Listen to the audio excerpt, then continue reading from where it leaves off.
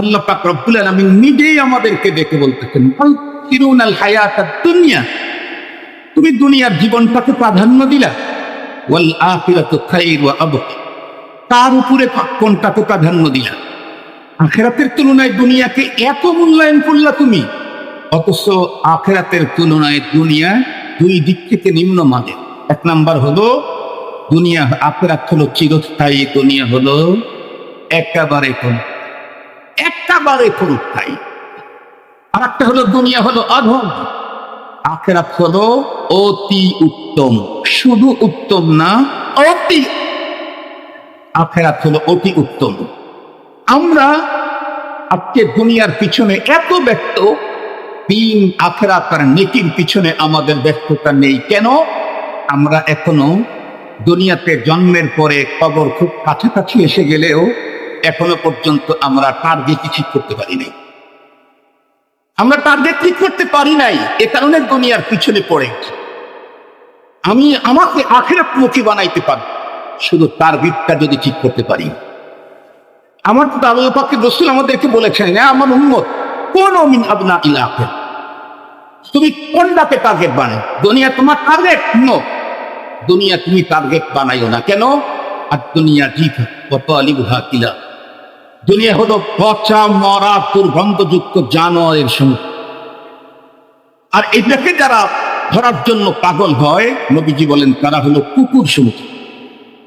আল্লাহ পাকের রাসূল বলেছেন, আউযু বিল্লাহি মিনাশ শাইতানির ওয়া মিন সাইয়্যাতি আ'মালিনা, মান ইয়াহদিহিল্লাহু ফালা মুদিল্লা লাহু ওয়া মান ইউদ্লিল ফালা হাদিয়া লাহু, ওয়া নাশহাদু আন লা ইলাহা ইল্লাল্লাহু ওয়াহদাহু লা শারীকা লাহু, ওয়া নাশহাদু আন্না সাইয়্যিদানা ওয়া সানাদানা ওয়া হাবিবানা ওয়া শাফী'ানা ওয়া তাবীবানা ওয়া তাবীব কুলুবিনা ওয়া আওলিয়ানা ওয়া মাওলানা মুহাম্মাদান আবদুহু ওয়া রাসূলুহু الذي أرسله بالحق إلى الخلق بشيرا ونذيرا وداعيا إلى الله بإذنه وسراجا منيرا.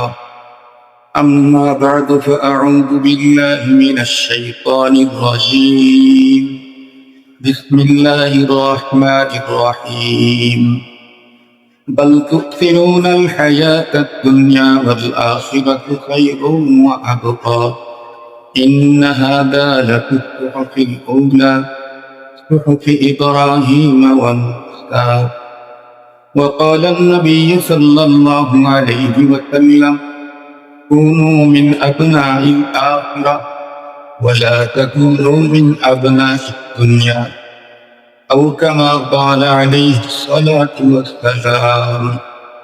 صدق الله مولانا العظيم وصدق رسوله النبي الأمي الكريم، ونحن على ذلك لمن الشاهدين والشاكرين والذاكرين، والحمد لله رب العالمين. اللهم صل على سيدنا مولانا محمد وعلى آله وأصحابه وبارك وسلم. اللهم صل على محمد النبي الأمي وعلى آله وسلم تسليما. يا رب صل وسلم دائما أبدا على حبيبك خير الخلق كلهم. الحمد لله. আজ 5 জানুয়ারি 2024 ইংরেজি সোমবার, বাইতুল মামুর জামে মসজিদ ও আল জামিয়াতুল ইসলামিয়া মদিনাতুল উলুম মাদ্রাসার ইন্তেজামে আয়োজিত 40তম সালানা ওয়াজ মাহফিলের সদরে ইজলাস সম্মানিত সভাপতি মুআজ্জাজ হযরত বুজুর্গ উলামায়ে কেরাম, আজিজ তালাবা, সম্মানিত সুধী, সর্বপ্রথম মহান আল্লাহ পাকের দরবারে আলিশানে লাখ যে রব্বুল ইজ্জত বড় দয়া করে আমাদের হায়াতকে দীর্ঘায়িত করে আজকের এই মুহূর্ত পর্যন্ত সুস্থ সবল রেখে, দুনিয়ার সুখ ব্যস্ততাকে পিছনে ফেলে রেখে দ্বীনের নিসবতে, কোরআনে পাকের মুহাব্বতে, দ্বীনি ইদারা চৌহদ্দির মাঝে আহলুল্লাহদের মজলিসে আমাদেরকে উপস্থিতি তৌফিক দিলেন।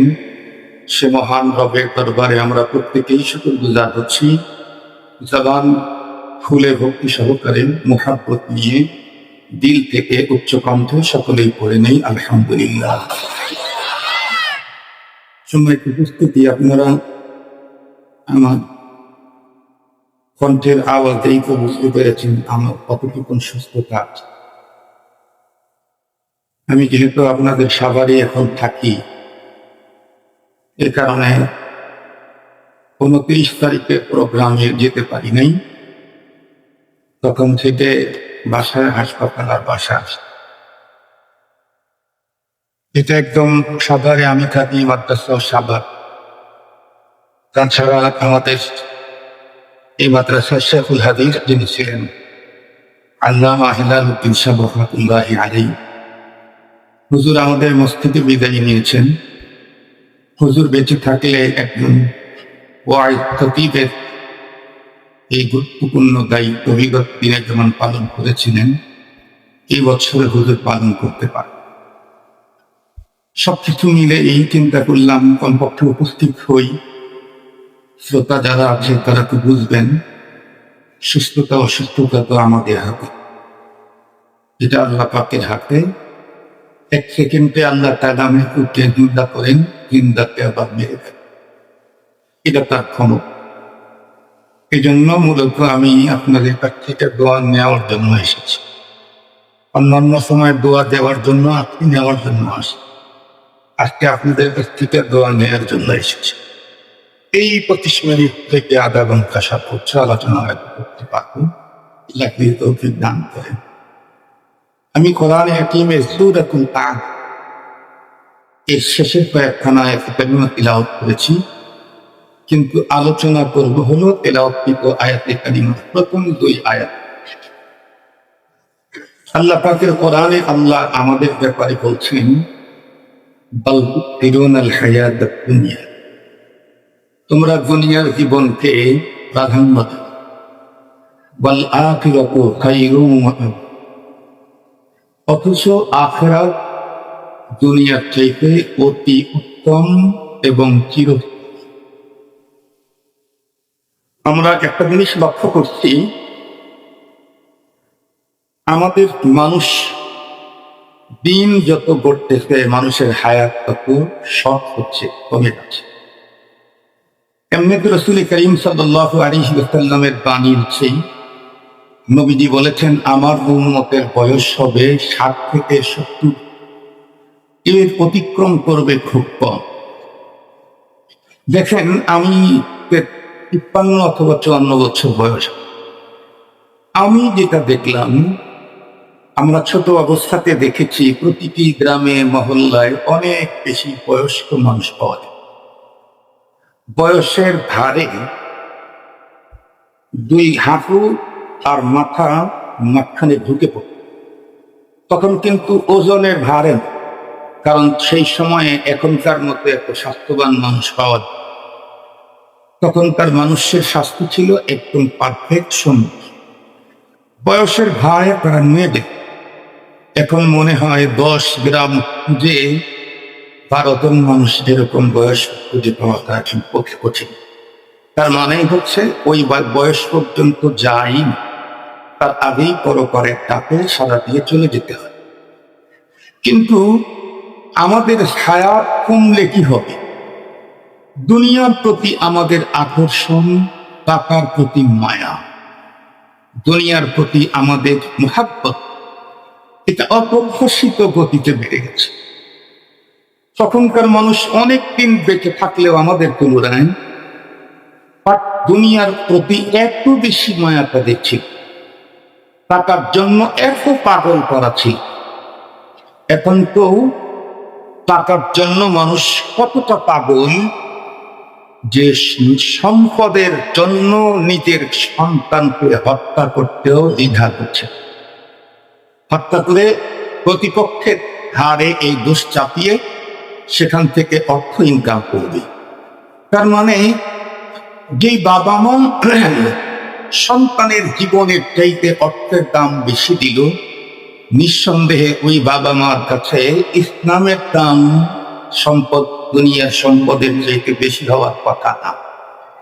মাহতারাম হাজির, এখন দুনিয়ার জন্য বছরের পর বছর দুনিয়ার পিছনে লেগে আছি, দুনিয়ার জন্য কাজ করতেছি, আমাদের কোন সমস্যা। কিন্তু 12 বছর পরে যদি 3 দিন আল্লাহ রাস্তায় লাগানোর জন্য বলা হয়, বারবার বলতে বলতে যদি কেউ রাজি হয়েও এবং অলরেডি 3 দিনের জন্য নেভাবে কোনো এক মসজিদে চলেও যায়, অধিকাংশের অবস্থা হলো এই, 12 বছরের মধ্যে কোনোদিন ইসলামের দিনের জন্য রিজার্ভ করে দেয়নি।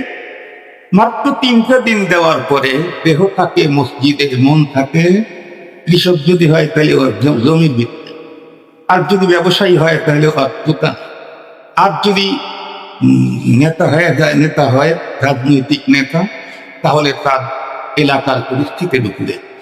আর যদি কৃষক হয় একদম তেমন ধনী না, পরিচয় নর্মাল একজন, তাহলে দেখবেন মসজিদের ভিতরে বসে থাকে আর ফিকির করে হলো গরু আর ছাগল ধরো, বাসায় গরু ছাগল রেখে আসবে না, অবস্থা কি।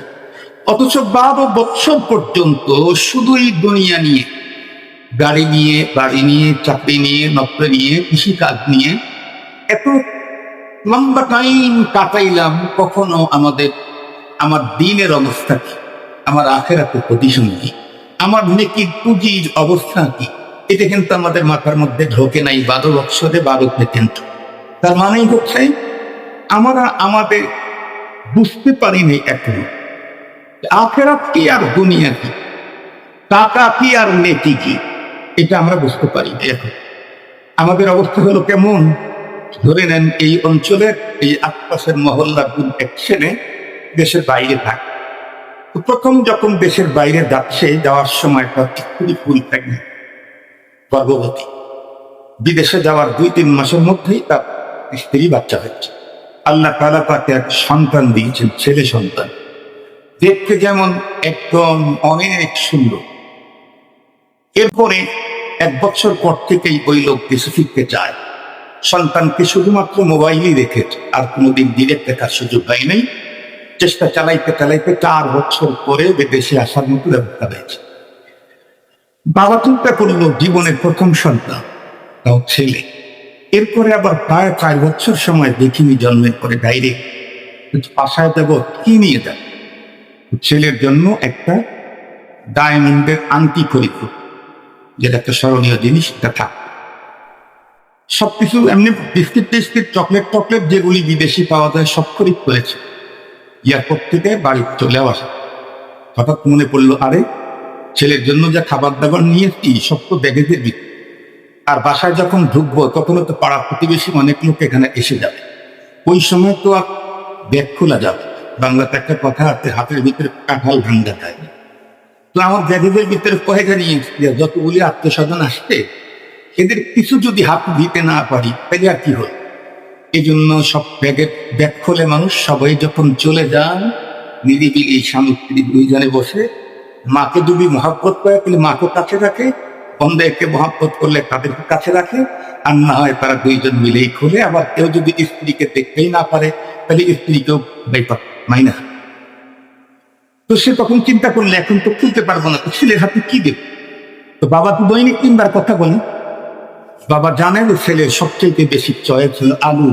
আলু কিনেন না, এই যে চিপসের দোকানে পাওয়া যায়, তো ওই যে আলু কিনতে মাত্র 30 টাকা দিয়ে আপাতত এটা দেওয়া। বাসার ভিতরে ঢুকতেই দাদি তার নাতিকে নিয়ে আসছে ছেলের কোলে। বাবার জীবনের যত প্রশান্তির মুহূর্ত ছিল তার ভিতরে অন্যতম একটা মুহূর্ত পেয়েছে। আল্লাহ তাআলা প্রতিটা বাবা মা অন্তরের ভিতরে সন্তানের প্রতি ভালোবাসার এমন এক ম্যাগনেট তৈরি করে দিয়েছেন, সন্তান দেখতে বিশ্রী, তারপরে আবার ঠোঁটটা, কিন্তু মার বাবার কাছে ওই সন্তানকে বুকে নিলে যে শান্তি, এর চাইতে অধিক শান্তি পৃথিবীর আর অন্য, পৃথিবীর সবচাইতে সেরা সুন্দর কাউকে দিলেও এই তৃপ্তি মা বাবার অন্তরে কোনোদিন আছে। আল্লাহ তাআলা এই সিস্টেম চালু করেছেন। তাছাড়া দুনিয়ার কোনো বাবা না খেয়ে আমাকে এত বড় বানাইতেন না, আপনাদেরকেও বড় বানাই। এই জন্য মেডিসিন আল্লাহ তাআলা ওখানে ম্যাগনেট আচ্ছা মতো একটা লাগাই দিছে, তুই খাবি না, তোর বাচ্চারে খাওয়াবি, আরাম ভুল হবে। আর তুমি খেয়েছো কিন্তু বাচ্চা খেতে পারে না, সারা রাত্রি ঘুমাইতে পারে না, ম্যাগনেট এমন একটা সেট করে দিয়ে জবিহ। তো ওই দুইটা কিনে নিয়ে আসতে বাবা ছেলে একসঙ্গে বসে মস্কারি করতেছে, বলতেছে বাবা দুইটা জিনিস, যে কোনো একটা নিবা আর একটা পাইবা।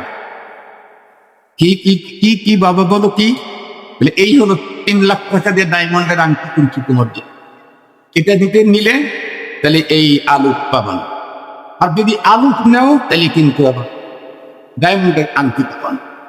এখন তুমি কোনটা চয়েস করবা বলো? আপনারা সবাই বলেন তো দেখি কোনটা চয়েস করবেন। কারো এই ব্যাপারে তো কারো মতামত নাই, সবে একমত। বাপ ছেলে যখন আলু চয়েস করেছে, বাবা প্রথম বলতেছে পাগলা ছেলে, এটা রেখে দাও। টান দিয়ে নিয়ে ছেড়ে দিয়েছে। হাতের থেকে 3 লক্ষ টাকা দামের ডায়মন্ডের আংটিটা ছেলের হাতের ভিতরে শুধু দেওয়া মাত্র কয় সেকেন্ড রাখবে ওর কাছে? কথা বলেন, কয় সেকেন্ড রাখবে? দেয়া মাত্র রাগে ক্রোধে অগ্নিশর্মা হয়ে একেবারে ডাস্টবিনে ফেলে দিবে। আর আলুটা কেন দেওয়া হলো? এ কারণে সে কান্নায় ভেঙে পড়বে। আমি জিজ্ঞেস করতে চাই, ছেলে যে ডায়মন্ডের চাইতে আলুকে এত মূল্য দিল, দাম দিল, তার অর্থ কি এই যে ডায়মন্ডের চাইতে আলু মূল্যবান? আর একটু জোরে বলেন, ডায়মন্ডের চাইতে আলু মূল্যবান। কিন্তু ওই ছেলের কাছে আলুদের মূল্যই বেশি, ডায়মন্ডের মূল্য নাই। কেন? কারণ আলু চিনতে ডায়মন্ড চিনে।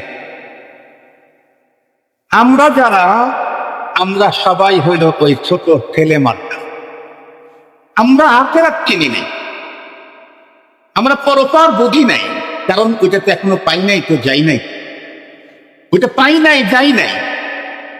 নেকির প্রয়োজনীয়তা কতটুকু মূল্য আমরা বুঝি নাই। টাকার মূল্য বুঝেছি, নেকির মূল্য বুঝি নাই। এজন্য টাকার জন্য কোনো টাইম, টাকা যদি হয় তাহলে টাইম 24 ঘন্টায় সেম সময়। মুহতারাম হাজিরিন, এই শিশুর অবস্থা যেমন, আমরা মুসলমানদের অবস্থা হলো তেমন। আল্লাহ পাক রব্বুল আলামিন নিজেই আমাদেরকে দেখে বলতেছেন, তালকিরুনাল হায়াতাদ দুনিয়া, তুমি দুনিয়ার জীবনটাকে প্রাধান্য দিলা, ওয়াল আখিরাতু খায়রু ওয়া আবকা, তার উপরে কোনটাকে প্রাধান্য দিলা? আখিরাতের তুলনায় দুনিয়াকে এত মূল্যায়ন করলা তুমি, অথচ আখিরাতের তুলনায় দুনিয়া দুই দিক থেকে নিম্নমানের। 1 নাম্বার হলো দুনিয়া, আখিরাত হলো চিরস্থায়ী, দুনিয়া হলো একেবারে ক্ষণস্থায়ী। আর একটা হলো দুনিয়া হলো অধম, আখিরাত হলো অতি উত্তম।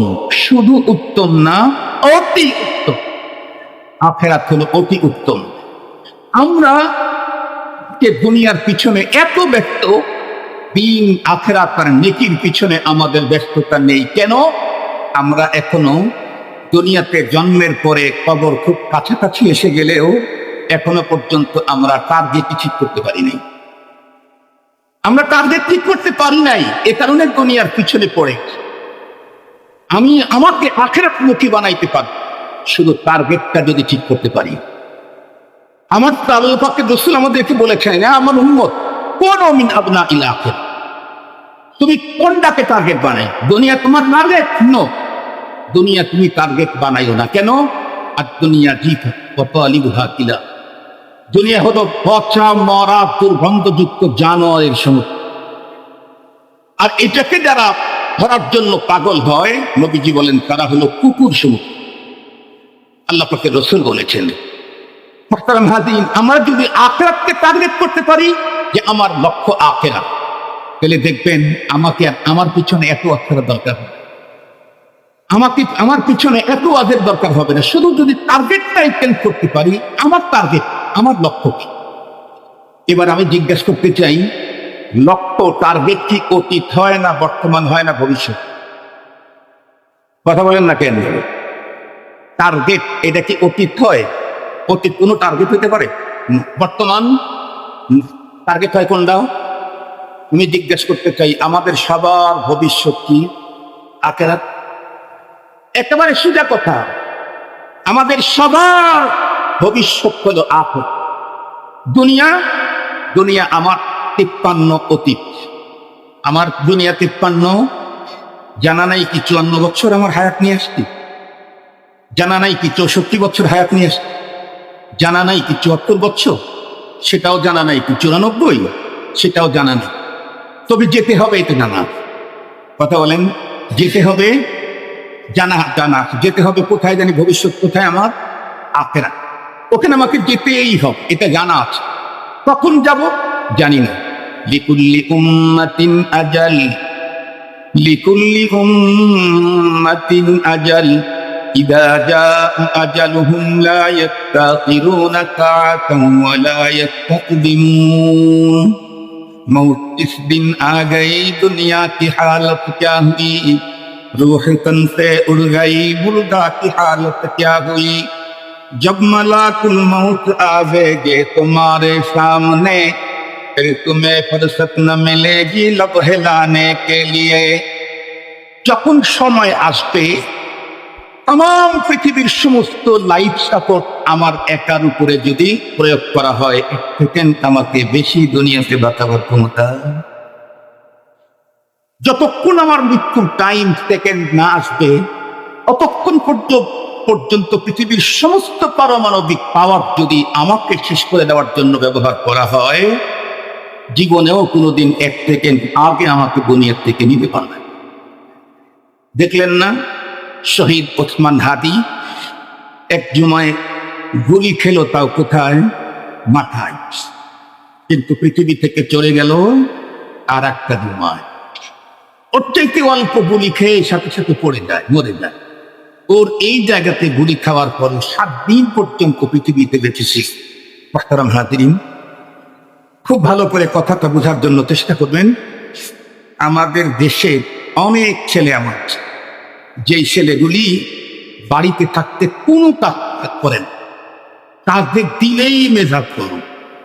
বাবা বাজার করে রেখে আসতে মনের ভুলে এক দোকান ওষুধ রেখে আসতে, বাবা বাসায় চলে আসার পর ইন্না লিল্লাহ, আমি তো সব কিনে রেখে দিচ্ছি, আনতে মনে নেই। মায়ে বলতো ছেলে দাঁড়ে, এই তোর বাবার ওষুধ দেখে আসতে নিয়ে আনি। মার বসে চোখ রাঙ্গা, টাকাও দিতে হবে, যাওয়া আসা ভাড়াও মা দিয়ে দিবে, এতটুকু যেতে হবে, আসতে হবে, এটাই জন্য ওর কি হবে, খুব রাগ, খুব গরম। এই ছেলে তাকে নিয়ে বাবা আগের থেকেই পেরেশান, এর ভিতর বয়স হয়ে একটু ঝামেলা করতে পারে, এই জন্য বিয়ে করে। বিয়ে শাদী করানোর পরে এখন দেখা গেছে ইন্না লিল্লাহি ওয়া ইন্না ইলাইহি রাজিউন। একদিন তো একজনের খাবার দেওয়া লাগতো, এখন তো 2 জনের খাবার দেওয়া লাগে। এই বাবার উপরে এটা একটা জ্বালা, এখন কি করবে? তো বাবা তো এইরকমের ছেলে জন্ম দিয়ে সে তো এক মুসিবতে রাখে। আবার বিয়াই সে তার মেয়েদারে এখানে দিয়ে, সেও মোটামুটি কম মুসিবতে নাই। শেষ পর্যন্ত এই দুই বিয়াই মিলে মশলা করলো যে বিয়াই ছেলেটাকে বিদেশে পাঠায়, তো কিছু করে খায় না। তো বিয়াই ছেলের বাবা বলতেছে আমি এত টাকা পাবো কোথায়?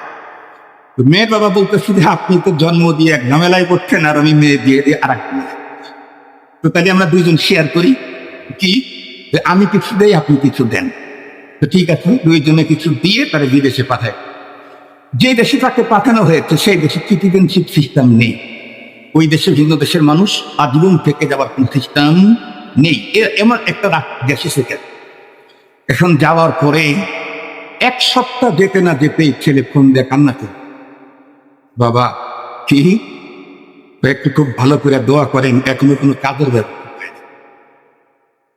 দেখছেন চেঞ্জ হয় দেখতে। মেডিসিন আনার জন্য দোকানে রিক্সা দিয়ে পাঠাবে, তাই মায়ের দাঁত ভাঙল।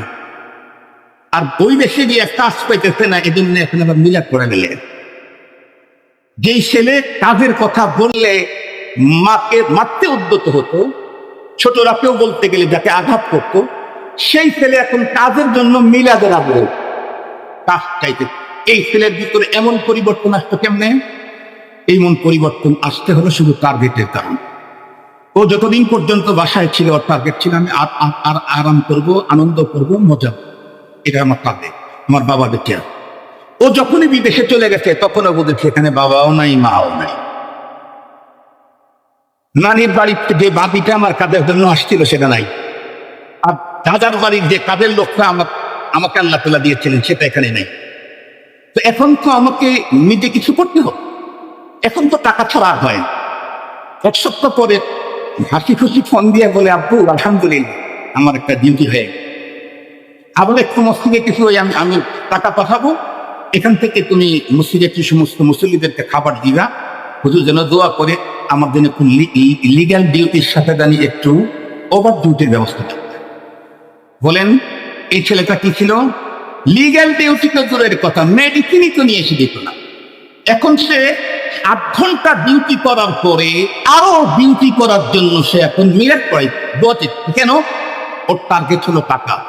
আমি এখানে সিটিজেনশিপ পাবো না, এই দেশে সিটিজেনশিপ নেয় না, আমার এই সিস্টেম নাই, আমি এখানে আসছি হলো টাকা কামাই করার জন্য। এই জন্য 6 ঘন্টা 8 ঘন্টা ডিউটির পরে আরো যদি 2 ঘন্টা ডিউটি করতে পারি, তাহলে তো আমার টাকা বাড়বে, ওইটাই তো আমার দরকার। 2 সপ্তাহ পরে ফোন দিয়ে বলতেছে, বাবা আল্লাহর খুব দয়া, 2 ঘন্টা ওভার ডিউটি করি, তাতে আমার হাফ বেতনের চাইতে বেশি টাকা।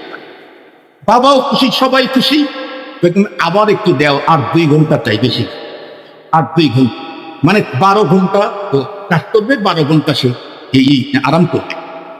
এই ছেলেটা এত বড় টেনশন আসতো কেন? শুধুই টার্গেটের কারণে। দেশের বাইরে গেছে টাকা ইনকাম করার, এজন্য টাকা যত যেখানে গেলে টাকা পাওয়া যায় সেখানেই যাও, যে কাজ করলে টাকা পাওয়া যায় সে কাজই করবো, কারণ আমার টার্গেট তো টাকা, আমার টার্গেট তো টাকা।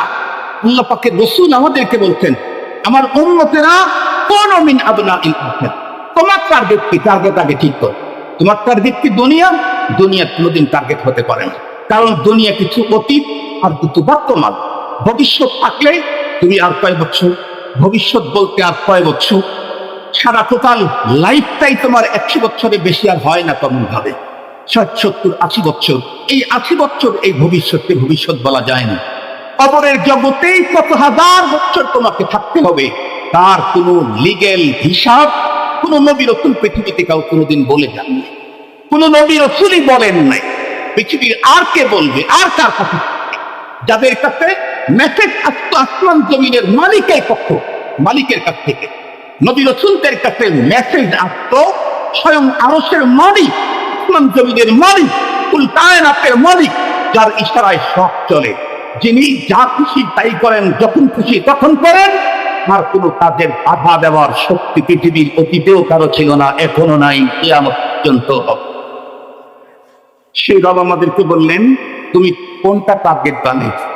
তুমি শুধু যদি আখিরাতকে টার্গেট বানাইতে পারো, তাহলে দেখবা মসজিদ যত শীতেই হোক না কেন, মসজিদে উপস্থিত হতে তোমাকে আর কেউ বাধা দিতে পারবে না। কেন? তোমার টার্গেট নেকি। মসজিদে গরমের দিনে গেলে যেই নেকি হয়, শীতের দিনে গেলে নেকি বেড়ে যায়। সুতরাং এখান থেকে অ্যাবসেন্ট থাকার কোন সুযোগ আমার নেই। জোহরের টাইমে বয়ান শুনছি যেই পরিমাণে নেকি, চতুর্দিক থেকে ঘন কুয়াশা, এই শিশির কুলি পড়তেছে, মনে হয় যেন আইন, এর মধ্যেও তুমি আহমদাদের মধ্যে থেকে ওখানে বসে আছো, এখানে তোমার কষ্ট হবে না। কেন? কারণ যে জন্য যাচ্ছ সেটা যেহেতু বাড়তি পাওয়া যাচ্ছে, আমার সমস্যা কোথায়? আমি তো আসতেই হলো। আল্লাহ পাকের রাসূল বলেন, আদ-দুনিয়া মাজরাতুল আখিরাহ, আমাকে আপনাকে কাউকেই পৃথিবীতে চিরস্থায়ী থাকার জন্য বানানো হয় নাই, এবং পৃথিবীটাকে স্থায়ী টেকসই করে বানানো হয়, পৃথিবীকেই টেকসই করে চিরস্থায়ী করে বানানো হয়নি। ये चमन सहरा भी होगा, ये खबुल बुलबुल को दो, ये चमन सहरा भी होगा, ये खबुल बुलबुल को दो, ताकि अपनी जिंदगी को सोच कर फरवा करे। একজন কবি বলেন, এ সুন্দর বধূ, এ সুন্দর ফুল বাগান, এ সবগুলি একদিন শেষ হয়ে, কুল্লু মান আলাইহা ফান ويبقى وجه ربك ذو الجلال والإكرام। पहाड़े पहाड़े जाएगी, जमी पर जलजला होगा, मोहम्मद तख्त पर होगी अदालत बर खुदा होगा। পাহাড় পর্যন্ত ভেঙ্গে টুকরো টুকরো হয়ে তুলার মতো উঠতে থাকবে, এই আসমান জমিন টুকরো টুকরো হয়ে যাবে। সঙ্গত কারণেই সময় খুব কম, সফর অনেক লম্বা, পরবর্তী আমাদের অবস্থান অনন্তকাল, যার কোন শেষই নাই। সেই জীবনের সফলতা অর্জনের জন্য আমাকে আখিরাত টার্গেট বানাতে। আমরা যদি আখিরাত টার্গেট বানাই, তাহলে আমি অটোমেটিকলি দিনদার, অল্প পদ্ধতিতে আমি দিনদার হয়ে যাব। আমাদের দুনিয়াতে আমার টার্গেট হলো দুনিয়া, এই কারণে 1 লাখ টাকা যদি কখনো হারায়া যায়, বা কেউ নিয়ে দিচ্ছে না, যে কোনো ভাবে আমার টাকা হাতছাড়া হয়ে গেল, তাহলে 5 দিন 7 দিন ঘুম হয় না অনেকে। টাকা ভাব যত কম তার তত কম টাকাই হোক, যার অনেক কোটি কোটি কোটি কোটি তাদের কথা ভিন্ন কথা। কিন্তু আমাদের যদি নেকি কোটি কোটি নেকিও আমাদের কখনো শেষ হয়ে যায় আমাদের অবহেলার কারণে, এটাতে কিন্তু আমাদের মাথার মধ্যে কোনো ব্যথা, কোনো পেরেশানি, কোনো ঘা, অশান্তি আসে না। অশান্তি আর শুধু আকারকে টার্গেট বানাইলেই দেখবেন একটা নেকি যদি আপনার নষ্ট হয়, তখন 100 কোটি টাকা নষ্ট হওয়ার থেকে বেশি ব্যথা অন্তরের ভিতরে ঢুকে অটোমেটিক। এই প্রসঙ্গে এক কথা বলে শেষ করে দিচ্ছি আমার কথা। আমরা জানি বর্তমান পৃথিবীতে অনেক প্রতিষ্ঠান আছে, আমাদের দেশের অনেক বুদ্ধিজীবী আছে, অনেক আমাদের দেশের অনেক সুশীল আছে। তারা তো বেশ দুনিয়াদার কিছু ডিগ্রি অর্জন করে মনে করে যে আমরা পৃথিবীর অমোক বিশ্বমানের, বিশ্বের শ্রেষ্ঠ বিদ্যাপীঠ থেকে আমি অমোক ডিগ্রি নিয়ে এসেছি। কিন্তু আমি আজকে একটা চ্যালেঞ্জ করলাম আমাদের বাংলাদেশ সহ তাম দুনিয়ার বুদ্ধিজীবী সুশীলদের, সেটা হলো দারুল উলুম দেওবন্দের এগেইনস্ট তার যে অবস্থান বর্তমান পৃথিবী, এই দারুল উলুম দেওবন্দের যেই পরিমাণে শাখা তামাম দুনিয়া, সারা পৃথিবীর একটা মাত্র প্রতিষ্ঠান দেখাইতে যদি পারে তারা, যে দারুল উলুম দেওবন্দের তুলনায় 4 ভাগের 1 ভাগ তাদের ব্রাঞ্চ দুনিয়া। চ্যালেঞ্জ সারা দুনিয়া মিলে দারুল উলুম দেওবন্দের যেই পরিমাণে ব্রাঞ্চ, কিয়ামতের আগ পর্যন্ত অন্য কোনো প্রতিষ্ঠান এই পরিমাণের এত সংখ্যক ব্রাঞ্চ হতে পারবে হবে, এটা আমার ধারণার বাইরে। এখন তো নেই। যেই শিক্ষা প্রতিষ্ঠানের ব্রাঞ্চ তামাম দুনিয়া, এই শিক্ষা প্রতিষ্ঠানের প্রথম শেখুল হাদিস ছিলেন আল্লামা ইয়াকুব নানভী রাহমাতুল্লাহি আলাইহি। উনি হুজুর এক জায়গায় ওয়াজ করতে গেছেন, হুজুরের বয়ান তো চমৎকার, আমাদের দেশে চমৎকার না। আমরা তো চমৎকার হলো খুব টান, খুব সুর আর স্লোগানের উপরে স্লোগান, এই 3 জিনিস থাকলে তাহলে সে ওয়াজ পাই। খুব সুর আছে, খুব টান টান টান, আর স্লোগানের উপরে স্লোগান, এই হলো আমাদের দেশের সবচেয়ে ভালো। তো উনি ওয়াজ করতেন, আসরের নামাজের আজান হয়, ওয়াজ শেষ আজান হয়, হুজুর বের হবেন, এ পরিমাণে লোক হুজুরের সাথে মোকাবেলা করার জন্য সিরিয়াল ধরতেন। হুজুর এখন এটাও নেকির গান, মুসাফাহা নেকির গান। আমি রুমের ভিতরে বসেছিলাম, 3টা ছেলে বারবার এসে মাঝখান দিয়ে আমাকে দেখা দেয়, সে দেখছে। আমি 3-4 বার দেখার পরে মনে করলাম যে ওরা চাইতে হুজুরের সাথে একটু মুসাফা, ওদেরকে দেখে নিলাম, হুজুরের সাথে মুসাফা করতে চাইতেছে, আশা মুসাফা যখন করতে লাগছে তখন মুসাফা দেখি ভুল তরিকা করতে। তোদেরকে বললাম শুনুন, মুসাফাও করলাম আর একটা শিখায় মুসাফার তরিকা। হুজুর মুসাফা করতেছেন, আজান হয়ে গেছে, এত লম্বা করতে করতে আসবেন না, এই জামাত শুরু হয়ে গেছে। হুজুর জামাতে সামিল হয়েছেন, শুধু তাকবীরে উলা পান নাই। জামাতে সামিল হয়েছেন, শুধু তাকবীরে উলা পান নাই। নামাজ শেষ, হুজুর অস্থির মানে হুজুর এখন বাঁচে না ভাব। কর্তৃপক্ষ পাগলের মতো হয়ে ঘুরতেছে, কোন ডাক্তার কোন কবিরাজ এসে। হুজুর লক্ষ্য করে দেখলেন যে কর্তৃপক্ষের ভিতরে খুব বেশি অস্থির। হুজুর বললেন, কি হয়েছে তোমাদের? হুজুর, আমাদের তো কিছু হয় নাই, আপনার এই অবস্থা দেখে আমরা। হুজুর তখন বললেন, তো তোমরা কেমনি কি করবা? হুজুর, শোনো, আমার যে অস্বস্তিতা আর অসুস্থতা, এটা কোনো শারীরিক সমস্যার কারণে হয় নাই, এটা আমার মনের সমস্যা। আর দুনিয়ার কোনো ডাক্তার দিয়ে এই অসুস্থতা আমার দূর করতে পারবে। তোমরা সবাই মিলে দোয়া করো, আল্লাহ যেন আমাকে মাগরিবের নামাজটা তাকবীরে উলার সাথে আদায় করার তৌফিক। যতক্ষণ পর্যন্ত মাগরিবের সালাত আমি তাকবীরে উলার সাথে আদায় করার সক্ষমতা পাবো না, ততক্ষণ পর্যন্ত সারা দুনিয়া দিয়েও আমাকে সুস্থ করতে পারবে। কারণ আমার অসুস্থতা হলো এটাই, মাগরিবের আগে যদি আমার মরণ হয়, তাহলে আমি আল্লাহর সামনে এই অসম্পূর্ণ নামাজ নিয়ে কেমনে দাঁড়াবো? জীবনের শেষ নামাজটা আমার তাকবীরে উলা নাই। বলেন, জীবনের শেষ নামাজটা তাকবীরে উলা নাই, এই পেরেশানিতে উনি অসুস্থ, মানে মরণাপন্ন অসুস্থ হলো। আর আমাদের তো এমনও সপ্তাহ আছে, যে সপ্তাহ চলে গেছে এতক্ষণ আমার হয় না। এমনও তো সপ্তাহ যায় মুসলমানদের, আমার ভোটের ভিতরে সারা সপ্তাহ গেছে, ফ্যামিলির মাস চলে গেছে, নামাজ পড়ে নাই। এরকম আছে না আমাদের ঘরের মধ্যে? আপনি বলেন, এবার কেমন হয়েছে? কারণ হলো আল্লাহ তাআলা বলেন, তোমরা দুনিয়ার জীবনটাকে এত বেশি প্রাধান্য দিলে আখিরাতের উপরে, অথচ আখিরাত হলো অতি উত্তম এবং চিরস্থায়ী। আল্লাহ পাক আমাদের সকলকে আখিরাত টার্গেট করবার তৌফিক দান করুন। আর একটু জোরে বলেন। আর আখিরাতকে টার্গেট বানাইতে চাইলে উলামায়ে কেরামের সহবতে কিছু কিছু টাইম আসতে হবে। ব্যবসায়ীর কাছে থাকতে থাকতে ব্যবসা করার মানসিকতা তৈরি হয়। রাজনৈতিক ব্যক্তির সাথে ঘুরতে ঘুরতে রাজনীতি করার আবেগ তৈরি হয়।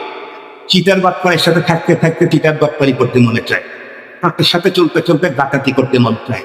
তাহলে আল্লাহওয়ালাদের সাথে চলতে চলতে আখিরাতমুখী হয়ে যাবো অটোমেটিকলি। আমি আপনাদের কাছে দোয়া চাই, আগেও বলেছি, আবারও দোয়া চাচ্ছি। এবং আমাদের এই মাদ্রাসা শেখুল হাদিস আল্লামা হেলালউদ্দিন সাহেব রহমতুল্লাহি আলাইহি আমার একজন মুরব্বী ছিল, এবং হুজুরের সন্তানদেরকে কতটুকু ভালোবাসতেন জানি না, তার চাইতে অনেক বেশি ভালোবাসা হুজুর আমাকে দিতে। আমি শোনার পরে আমি বাইরে ছিলাম। আল্লাহ তাআলা যেন হুজুরের জান্নাতুল উচ্চ মাকাম দান। আমাদের বড়রা যারা দুনিয়া থেকে চলে গেছে, আল্লাহ তাদের সবাইকে যেন জান্নাতুল উচ্চ মাকাম দান, আর ওনাদের জায়গায় যেন আল্লাহ তাআলা উপযুক্ত মানুষ তৈরি করে দেন। দোয়া আপনাদের কাছে। সালামু আলাইকুম ওয়া রাহমাতুল্লাহ।